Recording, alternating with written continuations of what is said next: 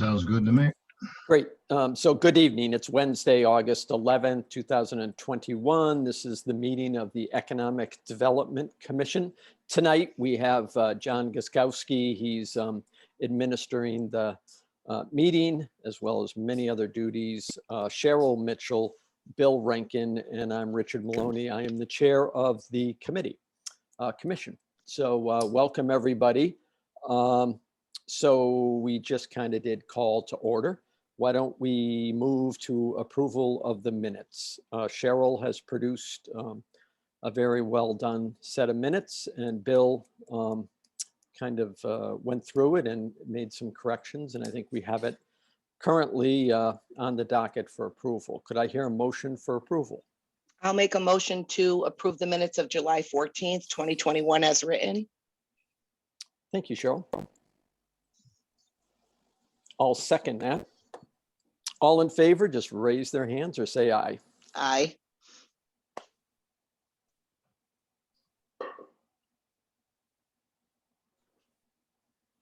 Bill, you okay with the minutes?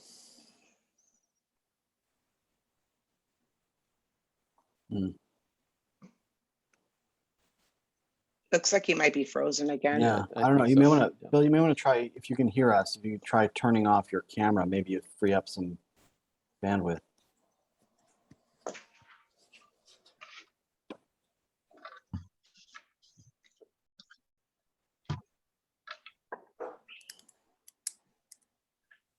There he is, Bill. How you doing? No. So while we're waiting for Bill, why don't we move to old business? We'll move from the report, the rail project update, to old business without any objection. So old business is the South Willington Village regulations. So we did meet, we had an amendment to those regulations. We've done lots of work on it.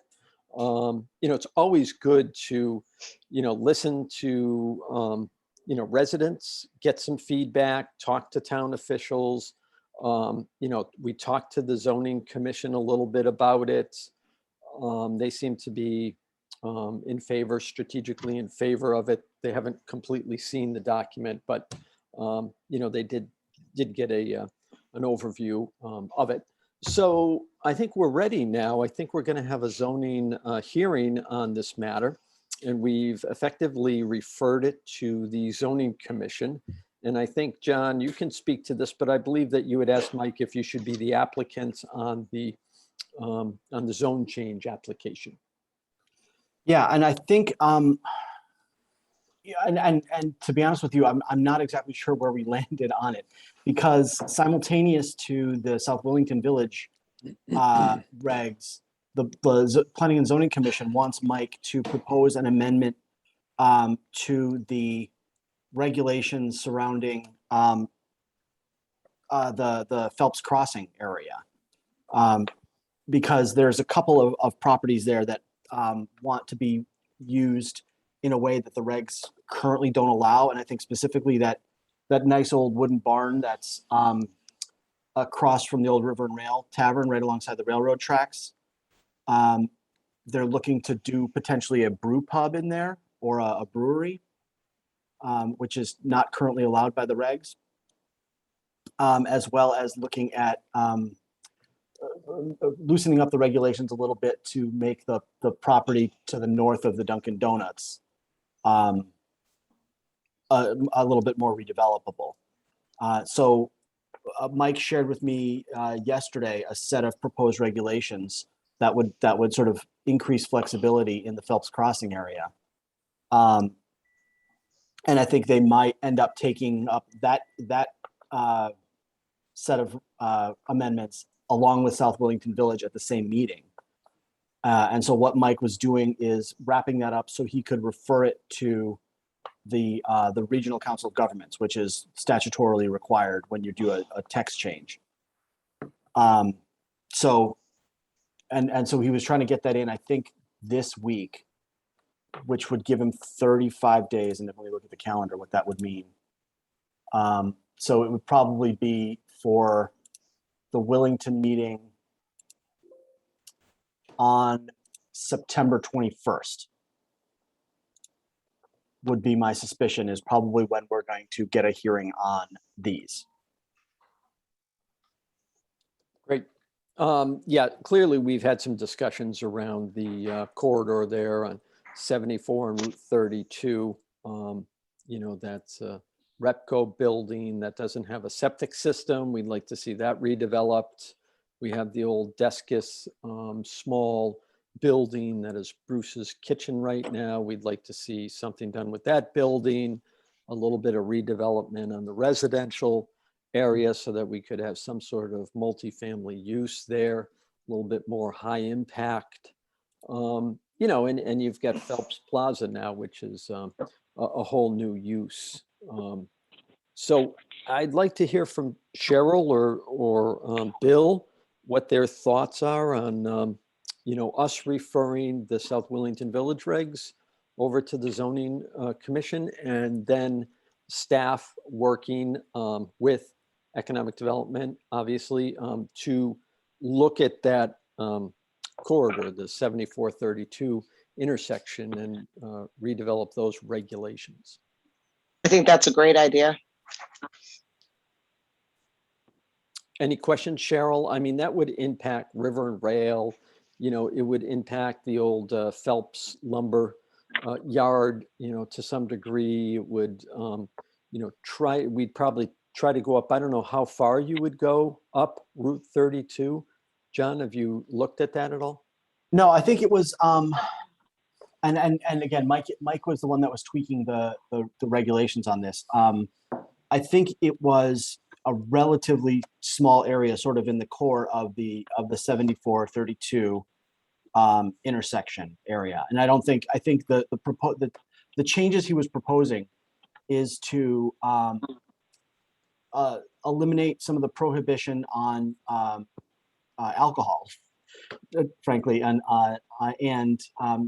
loosen up the allowable uses, so that it wouldn't. Well, I mean, I suppose it could affect, you know, the Old River Rail or Phelps Crossing or Phelps Plaza, but I think it was because it would. I mean, it might affect them because it would give them more potential uses, but it was more targeted at you know, addressing the underutilized properties that seem to need something else, some different use. Because So it was really sort of that core intersection. Okay, good. I mean, we would be happy to take a look at those if you wished, and you know, further develop them. So if there's an inclination for the zoning board to send them to us for, you know, more introspective review, we're happy to take a look. Okay. So I will, what I'll do after this, after I circle back with Mike and we have a public hearing date, I'll circle back with you guys, so we can arrange our schedules to have someone represent the application, at least for South Willington Village at the hearing. Great, thank you. But yeah, no, I suspect it'll be that third Tuesday in September would be the date. Great. Cheryl, Bill, you have any questions? No, I'm good. I think that's pretty self-explanatory. Okay, great. So let's go back. That's okay, Bill, you're with us now, huh? Yes, I am. I had to jump off and go by phone. Breaking in a new personal computer. I've had a tough couple of days with my company email address. So Mike sent me the agenda today on my personal email, and I'm getting a new computer started, so be patient with me. Good. Yeah, happy to have you, Bill. So we were working on the approval of the minutes, and Cheryl moved, I seconded, and I was wondering if you would vote in the affirmative. Yes. So we have Bill, Richard Maloney, and Cheryl Mitchell all in favor. So that's done. Thank you. So now we'll move to the railroad project update. Bill, do you have anything on that? I know John supplied us with the map. That was great. Thank you, John. The site plan, the brief site plan that we had. I'm curious to hear Bill's, you know, his opinion of that, how well that kind of, you know, brings to life your sketch. Well, considering what I gave you to work with, John, I think you did a great job. Well, I can't take credit for it. That's our friend Pete. But No, looking at it, what it does is it just gives the interesting eye or perspective of what's available. I think what we need to do now, and I'll continue after I give you the kudos, John. Nice job. Had a conversation on last Friday with the NECR. Ed Foley, who is a champion, who you gentlemen will meet sooner or later, called me with an interesting prospect that is looking for some land to develop on rail in the Northeast. It is a big box provider that is looking to build their own facility, house and distribute their own product that will be sold retail at the big box properties in the Northeast. The market right now for industrial development on rail is hot. And this is one that I like because they want to build it themselves. They want to operate it themselves. And they're looking for about 100,000 square foot warehouse to start with some minimal outside laydown area. So, and then throw on top of that the candidate that I had mentioned to you earlier, which was the aluminum manufacturer. Now that is not a standalone. What I just mentioned to you is something that I would say is a standalone. And what I like about that is the same drivers would be servicing the facility every day, delivering the forest products that they manufacture to the big box distribution centers in the Northeast. So the 32 entrance and exit doesn't scare me as an operator or as an investor for that type of operation. If I lose you, please break in and ask.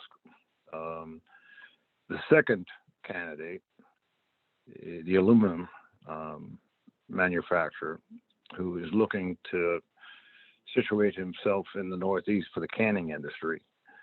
And again, they're looking now because other opportunities are not available. But this wouldn't be a standalone. This would be something that a 3PL, a third-party logistics company who might be interested in having a business in the Northeast would use as a cornerstone account. I ran my numbers on, very rough numbers on what I think the opportunity would present. It would be a 5 to 10 year deal with the aluminum company. And it's anywhere between $3.5 to $5 million a year. And that's a good cornerstone account. So here we have two opportunities. One, standalone, retail supplier to the big box stores. The second would be a candidate. I don't think they'd go alone themselves, but they would consider a 3PL developer. And as I said, the market is hot. Now, looking at the next step, the NECR, and John, once you give me the okay to share your artwork, I think they want to visit the site. And the reason they want to visit the site would be to optimize the rail layout at the site based on their operating conditions. As I told you earlier on, railroads don't like hills and grades. Yeah. So they're more than likely would like to visit the site and then optimize the rail layout to optimize the real estate development, because the more candidates that they can put into the development, the more rail cars they can service.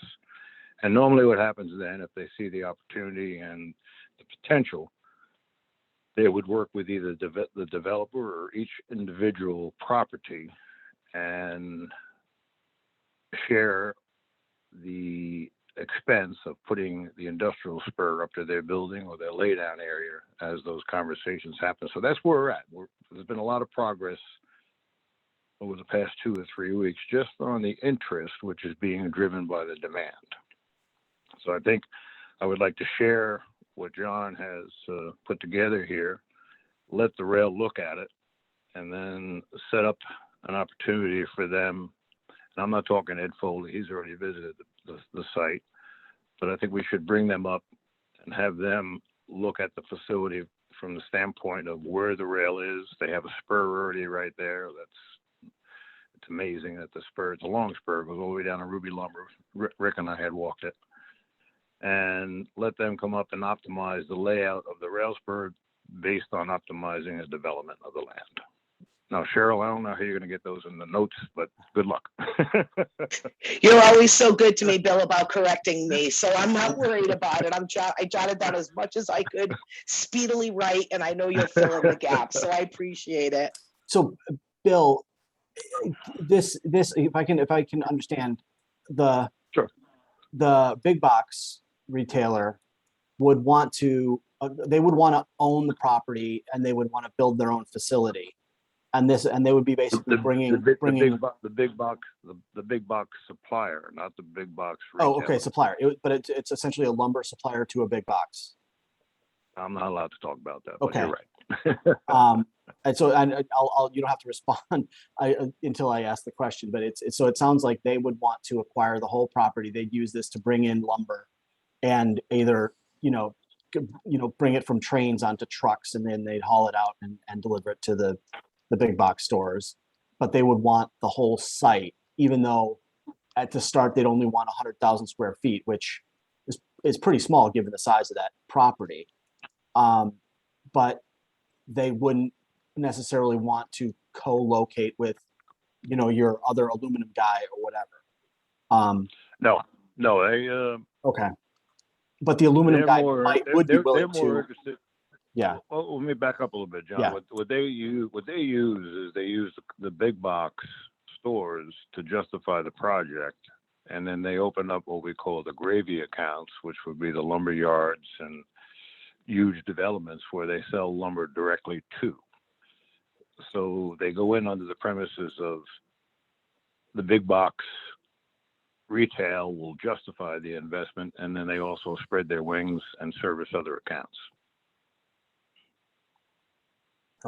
Okay, but then the other option being this aluminum, whatever. Correct. They bring in raw aluminum and they manufacture product at the site. These are a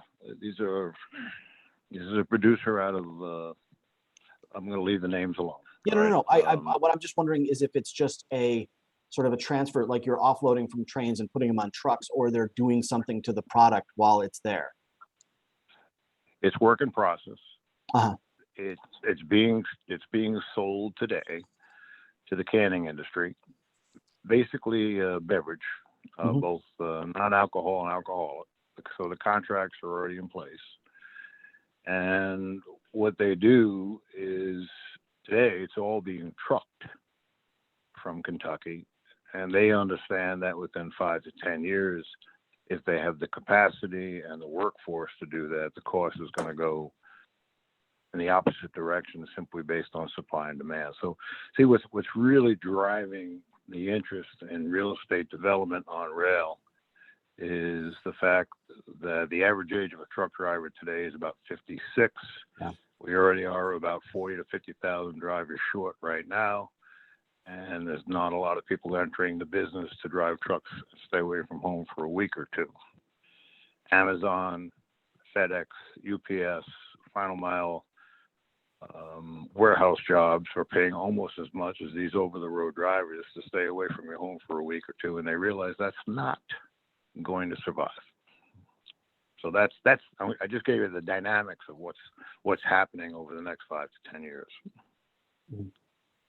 And it's not a standalone project. The aluminum project is something that would fit an entrepreneurial group or a logistics development group that would want to come in and say, all right, here we got an 80,000 5-year contract. It's a great cornerstone, covers the note, and they would put up a building not only to handle the aluminum, but other products that would come in by rail.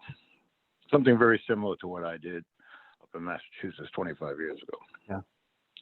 Okay. So, and I think the reason John is asking these questions is my next proposal is going to be, do we now try to tackle the regulations for this? Because do they include manufacturing? Sure. What is the scope of that regulatory review so that when they do come to us, we have a a draft site plan, we've got the regulations in place, and as we do this, Bill, and you're so good at this, that as we take these steps forward, we start to gain momentum and we start to say, look, you guys who may be interested, there's some urgency here because we're going to make this happen. So I'm not that I mean to speak for you, John, but I think that's what I see going on in your mind. Well, there's that, and I'm just actually wondering from an economic development standpoint if there is a way that we should be, should we be picking favorites at this point, as something that would be, is one path more beneficial to the town than the other, in terms of its future possibilities. Like, working with a third party developer, could have a couple of pad sites like a couple of tenant sites like you've got up in Massachusetts, as opposed to, devoting the entire property to that, that single owner tenant. Well, expand on that a little further with regards to, are you more concerned about, as an example, the utility load, hazmat? I think all the pluses and minuses.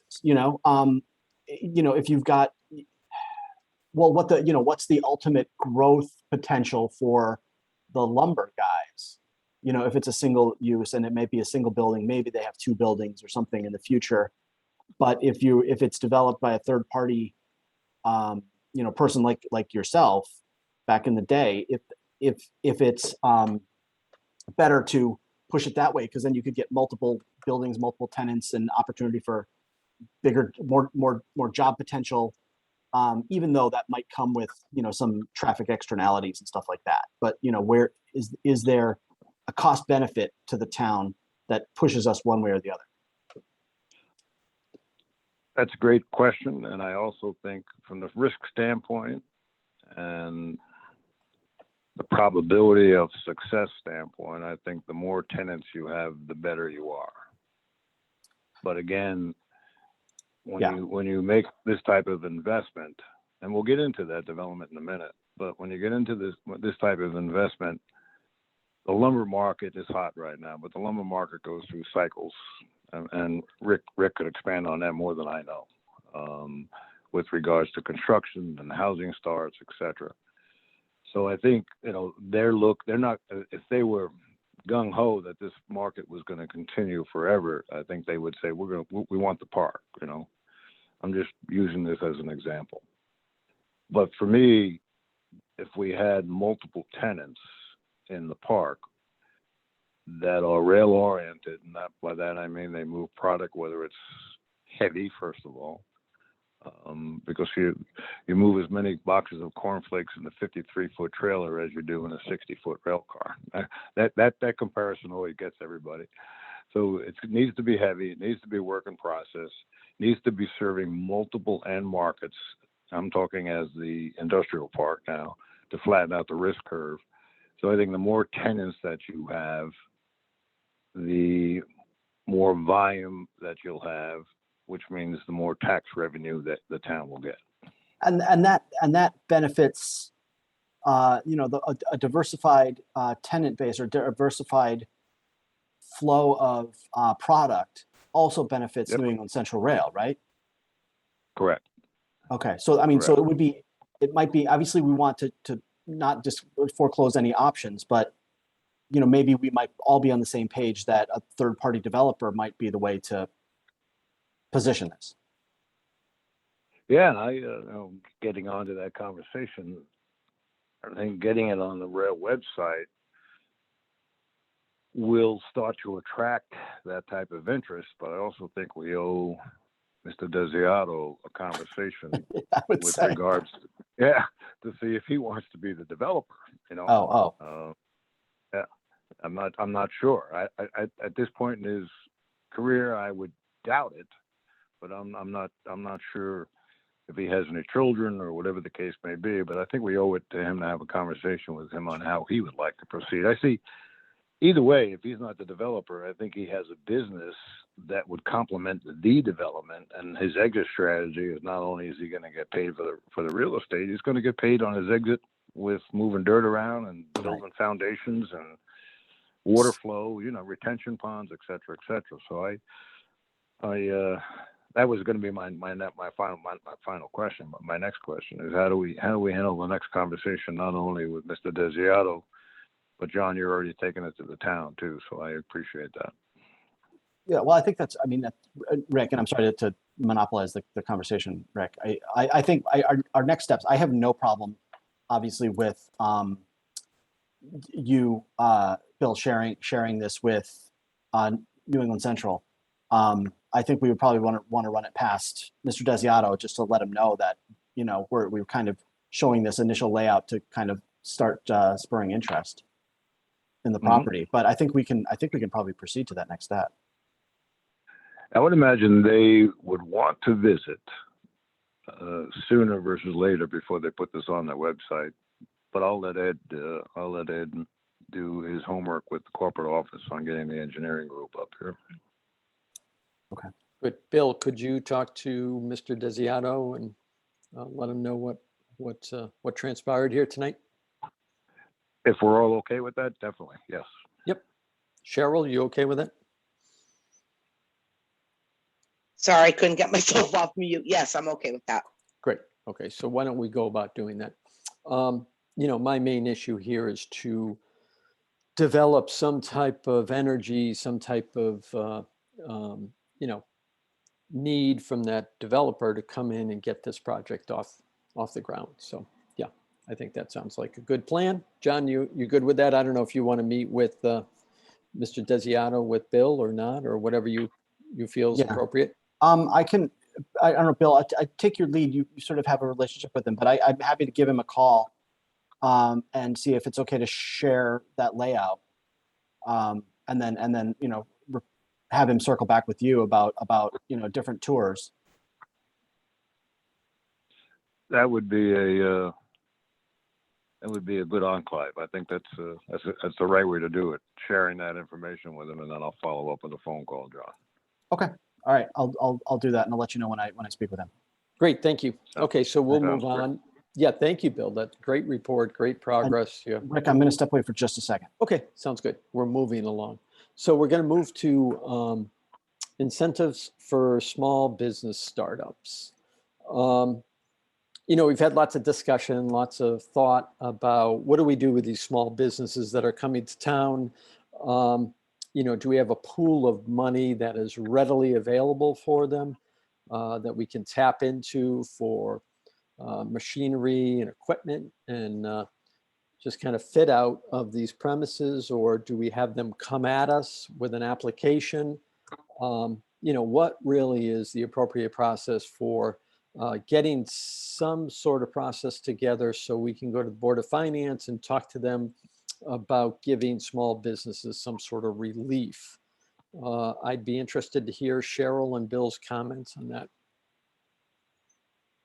Can we offer, or can the town offer, or is probably a decision they would have to make, Rick, on offering some kind of like tax incentive, tax break or whatever with the town? That's right. So what we would have to do, Cheryl, is kind of create an application for them. So let's take River and Rail, for example. So they are a new restaurant coming into town. They're going to build out that facility, get their health license, and start to serve bacon and eggs. So what can we do so that small business can come to us and say, we really need relief here or there or someplace else? We can then take that proposal and bring it to the Board of Finance, and we can try to get them some relief. Or we can go to the Board of Finance. We can take those few examples that are existing out there of small businesses starting up, the print shop going down to Phelps Plaza, the restaurant going into River and Rail. And could we have a pool of money that they can access? Or is it just a straight tax abatement for a couple of years on that equipment? I don't know if John has any experience on that, but let me first hear back from you, Cheryl, what your thought is on that comment. I don't know.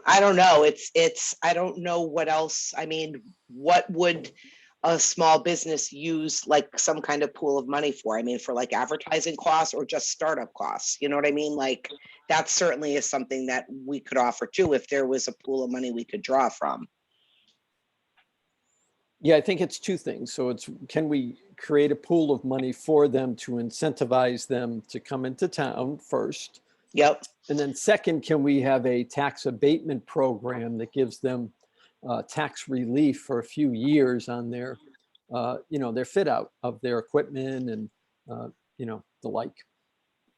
Okay, that makes sense. Rick, what's the guidelines on the disbursement of this money? Is it for existing businesses or is it for startup? What is it? And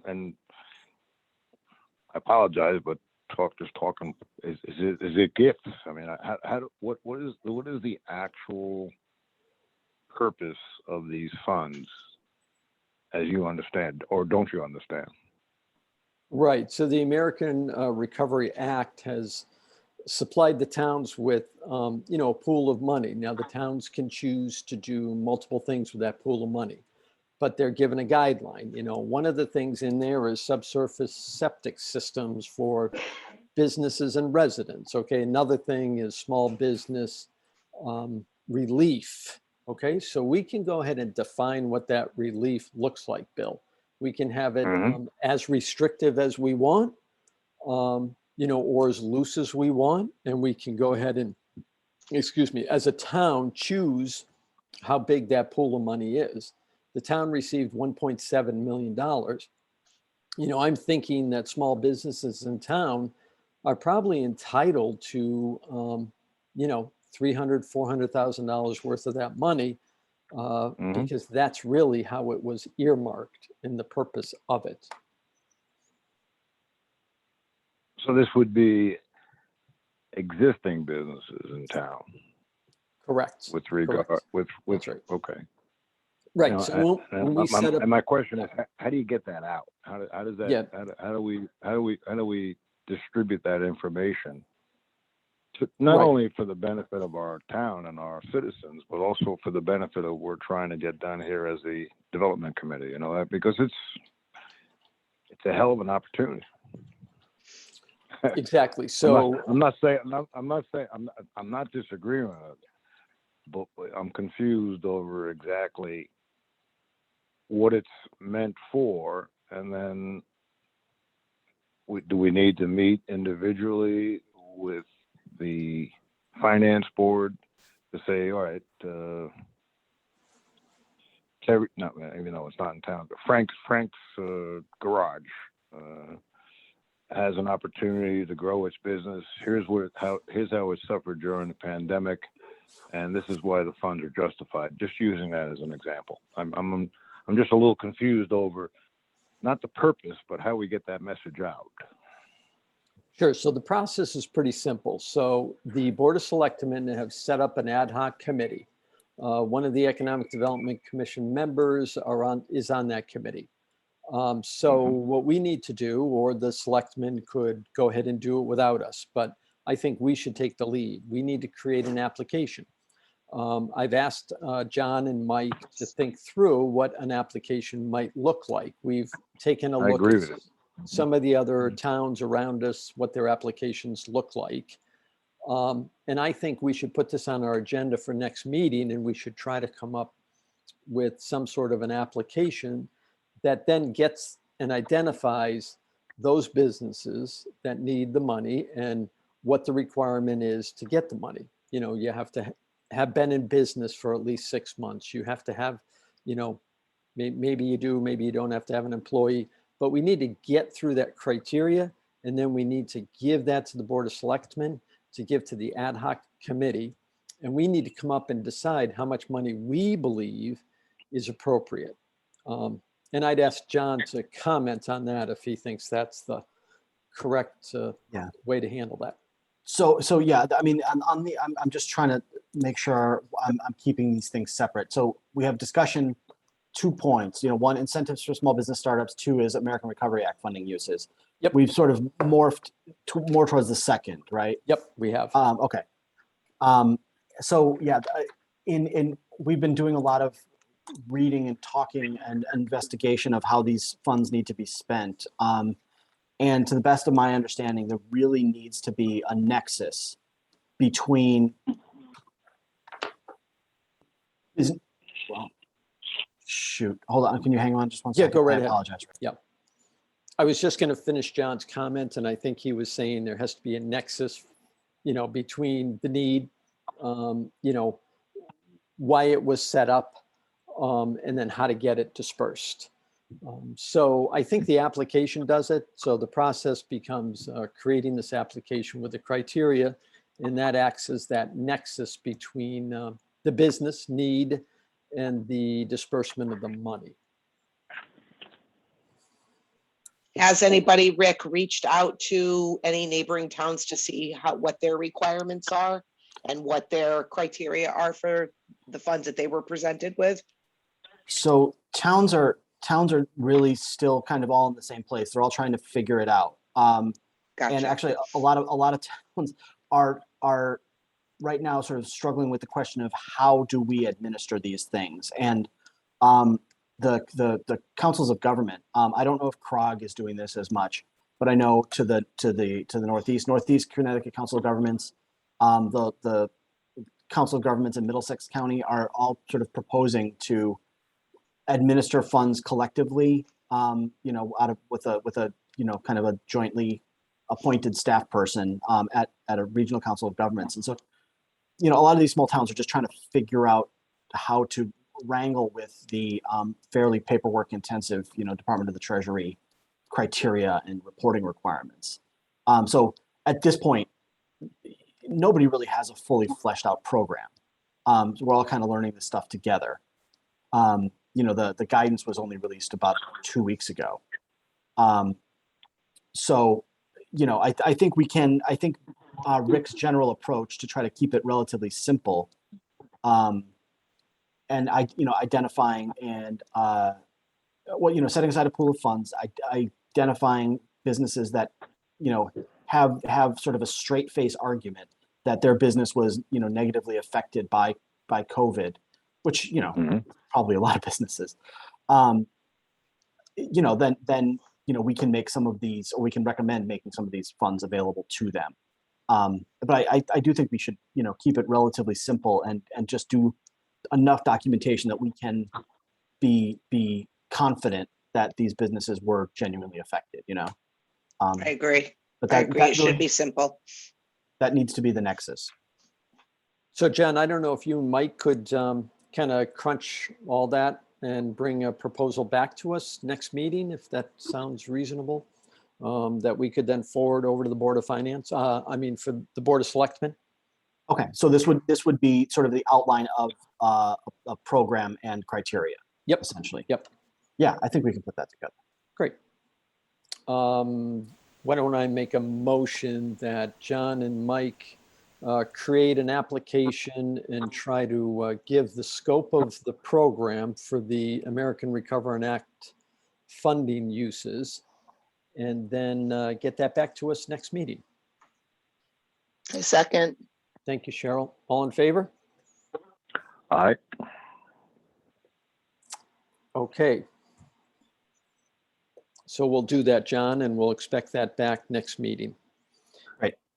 And why don't we go ahead and, the incentive for small businesses, I think that still needs some work. We'll keep that on the agenda. We'll keep on working on that. I think that's going to be a bit of a longer term project. Yeah, and I mean there are. Oh, go ahead. I want to think about it with regards to not only what the original purpose of the money is, but also how it could fit into what we're trying to do longer term in the town to attract business. So I just want to think about it a little bit. I know Matt had also stated in our last meeting that he was very interested in understanding the purpose, but also how it could fit into what we're trying to get done. So I think it's a positive. What's concerning is the way it's being carried out. but there's always opportunity in chaos. So I think it's a great idea. I just want to think about it a little bit. So I'll reserve comment right now. Great. Okay, we'll think about that. Not put on that on the agenda. not on the program, Rick, but on how it could benefit what we're trying to do as a town. That's all. Yeah, I think that makes sense. Okay, sounds good. So that completes our agenda. Is there anybody from the public that would like to comment? Melissa, I see you out there. I don't know if you had any comments or concerns. No, thank you. Good job, guys. Thank you. Okay, hearing none. Any other comments, questions from the commission? Go ahead. Yep. One comment I wanted to make, and I wanted to wait for John to come back on. And when I was finishing my comments earlier about the I'm here. project, I had an opportunity at a wedding about 3 weeks ago. Ryan Wild, who I had coached for many years, and his father, Sam and Connie Wild, he taught in town where our families are kind of tight. And I was at the wedding, and who am I sitting next to but Joe Courtney. He is married to one of the Wild's aunts, and I took advantage of the opportunity as we were sitting there enjoying the wedding to discuss a little bit what we're trying to get done here in town with the New England Central. And Joe has been very involved in some of the projects that the New England Central and the state of Connecticut have carried out over the past couple of years with regards to rail capacity and the Port of New London, et cetera. And I was explaining to him what we're trying to do in town here with the rail project, but one of our first efforts was to see if we could do something with the property located off of the rest area there on I-84. And he said, I would welcome the opportunity to sit down and talk with the group. So, I thought it was a great wedding, but I also thought it was great to have the opportunity to sit next to Joe Courtney for a couple hours and talk business and a very joyous occasion. So we have that opportunity. And I know, Rick, you had mentioned you have a knowledge or a working relationship with Joe, and John does too. So I think we ought to again open up the discussions about the property off of I-84 there that we had talked to earlier with the state of Connecticut. Not earlier, it was about a year and a half ago. And it's always good to have parallel interests or parallel projects moving down the road together. So just a comment that he's open for a discussion. That's great. That's great. We can, if we get some positive vibes from New England Central, we can certainly circle back with Courtney's staff, who would love to stay involved. Certainly. Good. Rick, you're muted. Thanks, Bill. Appreciate it. Okay, any other comments? Cheryl, how you doing out there? I'm doing good. Joe's a great guy, by the way. I knew him from my previous life when I was a paralegal for 21 years. I did a lot of closings with him when he was an acting lawyer back then. So he is a really, really great guy. He's a regular guy. Yep. Yeah, Yep. and I think once we tee this up, we got to get a ball that Joe can hit. So, we got to do a lot of this background work. We have great staff with Mike and John. They've really been effective helping us, helping the town. So once we get this just in the right place, we're going to have Joe come in and help and hit this ball for us. Thank you. Great. All right. So Motion to adjourn. Certainly, I'll hear that motion and second it. All in favor? Aye. Aye. Thank you all. Thank you, John. Thank you, Melissa.